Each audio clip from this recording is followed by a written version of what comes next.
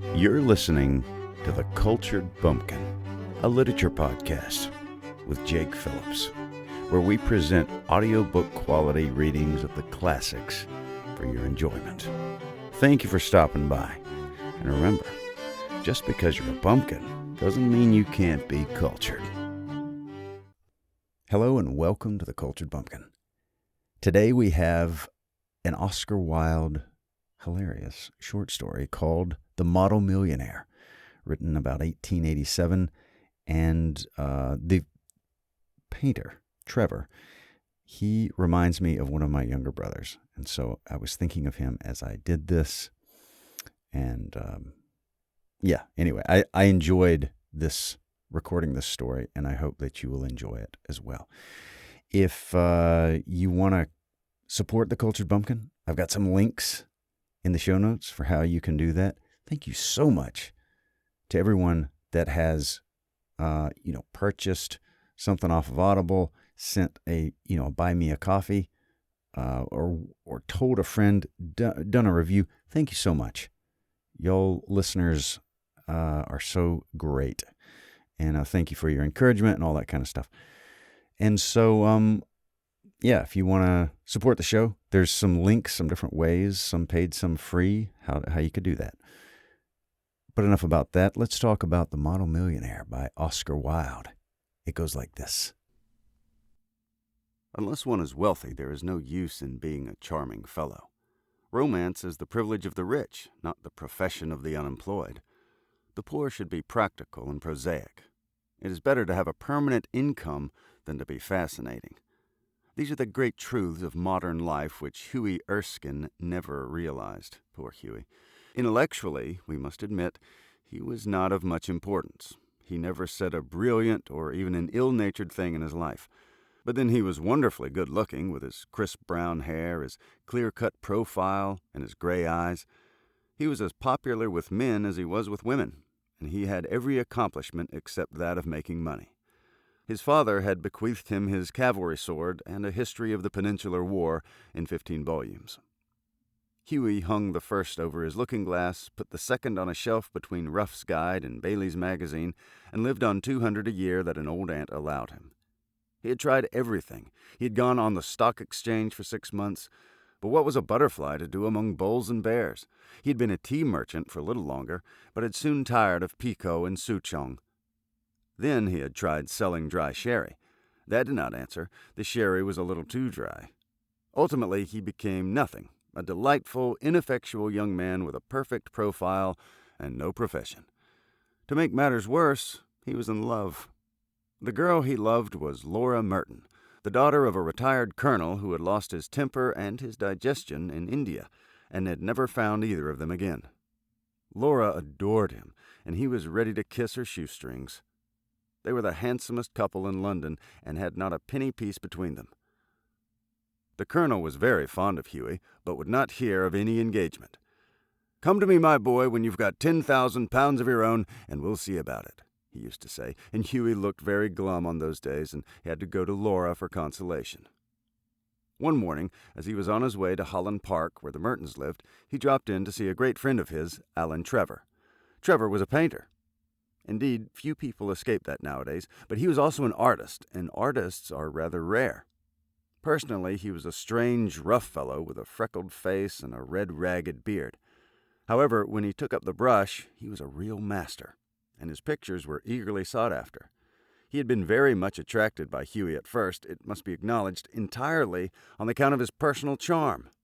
"The only people a painter should know," he used to say, "are people who are bete and beautiful, people who are an artistic pleasure to look at and an intellectual repose to talk to.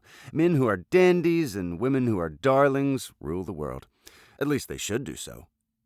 However, after he got to know Huey better, he liked him quite as much for his bright, buoyant spirits and his generous, reckless nature, and had given him the permanent entree to his studio. When Huey came in, he found Trevor putting the finishing touches to a wonderful lifelike picture of a beggar man. The beggar himself was standing on a raised platform in a corner of the studio. He was a wizened old man with a face like wrinkled parchment and a most piteous expression. Over his shoulders was flung a coarse brown cloak, all tears and tatters. His thick boots were patched and cobbled, and with one hand he leant on a rough stick, while with the other he held out his battered hat for alms. "What an amazing model," whispered Hughie as he shook hands with his friend. "An amazing model!" shouted Trevor at the top of his voice. "I should think so! Such beggars as he are not to be met with every day. A Trouvaille, a living Velasquez! My stars, what an etching Rembrandt would have made of him!" "Poor old chap," said Hughie. "How miserable he looks. But I suppose to you painters his face is his fortune." "Certainly," replied Trevor. "You don't want a beggar to look happy, do you?" "How much does a model get for sitting?" asked Hughie as he found himself a comfortable seat on a divan. "A shilling an hour." "And how much do you get for your picture, Alan?" "Oh, for this I get 2,000. "Pounds?" "Guineas. Painters and poets and physicians always get guineas." "Well, I think the model should have a percentage," cried Hughie, laughing. "They work quite as hard as you do." "Nonsense, nonsense! Why, look at the trouble of laying on the paint alone, and standing all day at one's easel. It's all very well, Hughie, for you to talk, but I assure you that there are moments when art almost attains to the dignity of manual labor. But you mustn't chatter. I'm very busy. Smoke a cigarette and keep quiet." After some time, the servant came in and told Trevor that the frame maker wanted to speak to him. "Don't run away, Hughie," he said as he went out. "I'll be back in a moment." The old beggar man took advantage of Trevor's absence to rest for a moment on a wooden bench that was behind him. He looked so forlorn and wretched that Hughie could not help pitying him and felt in his pockets to see what money he had. All he could find was a sovereign and some coppers. "Poor old fellow," he thought to himself. "He wants it more than I do, but it means no Hansons for a fortnight." And he walked across the studio and slipped the sovereign into the beggar's hand. The old man started, and a faint smile flitted across his withered lips. "Thank you, sir," he said. "Thank you." Then Trevor arrived, and Hughie took his leave, blushing a little at what he had done. He spent the day with Laura, got a charming scolding for his extravagance, and had to walk home. That night he strolled into the Palette Club about 11 o'clock and found Trevor sitting by himself in the smoking room drinking hock and seltzer. "Well, Alan, did you get the picture finished all right?" he said as he lit his cigarette. "Finished and framed, my boy," answered Trevor. "And by the by, you have made a conquest. That old model you saw is quite devoted to you. I had to tell him all about you, who you are, where you live, what your income is, what prospects you have." "My dear Alan," cried Hughie, "I shall probably find him waiting for me when I go home. But of course you're only joking. Poor old wretch, I wish I could do something for him. I think it is dreadful that anyone should be so miserable. I've got heaps of old clothes at home. Do you think he would care for any of them? Why, his rags were falling to bits." "But he looks splendid in them," said Trevor. "I wouldn't paint him in a frock coat for anything. What you call rags, I call romance. What seems poverty to you is picturesqueness to me. However, I'll tell him of your offer." "Alan," said Hughie seriously, "you painters are a heartless lot." "An artist's heart is in his head," replied Trevor. "And besides, our business is to realize the world as we see it, not to reform it as we know it. A chacun son métier. And now tell me how Laura is. The old model was quite interested in her." "You don't mean to say you talked to him about her?" said Hughie. "Certainly I did. He knows all about the relentless Colonel, the lovely Laura, and the 10,000. "You told that old beggar all my private affairs?" cried Hughie, looking very red and angry. "My dear boy," said Trevor, smiling, "that old beggar, as you call him, is one of the richest men in Europe. He could buy all London tomorrow without overdrawing his account. He has a house in every capital, dines off gold plate, and can prevent Russia from going to war when he chooses." "What on earth do you mean?" exclaimed Hughie. "What I say," said Trevor. "The old man you saw today in the studio was Baron Hausberg. He's a great friend of mine, buys all my pictures and that sort of thing, and gave me a commission a month ago to paint him as a beggar. Que voulez-vous? La fantaisie d'un millionnaire. And I must say he made a magnificent figure in his rags, or perhaps I should say in my rags.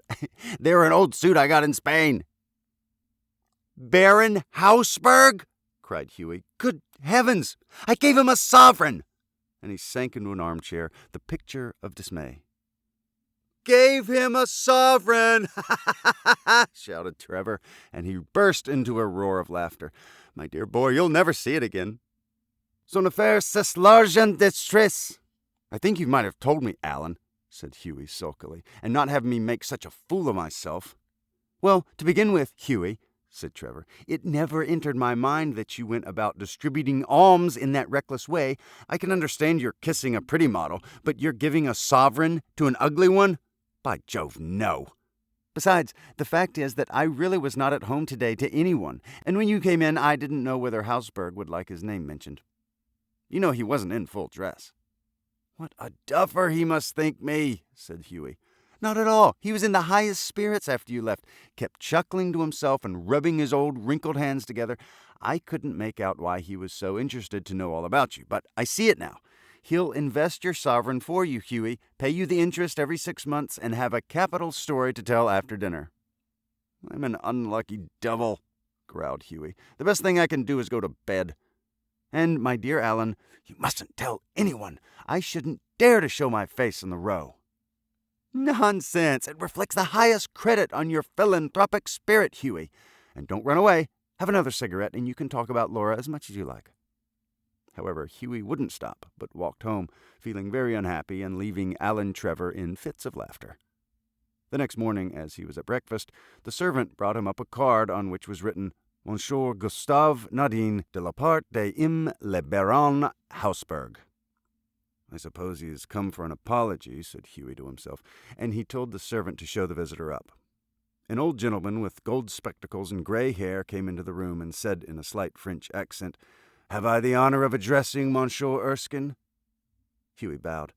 "I've come from Baron Hausberg," he continued. "The Baron—" "I beg you, sir, that you will offer him my sincerest apologies," stammered Hughie.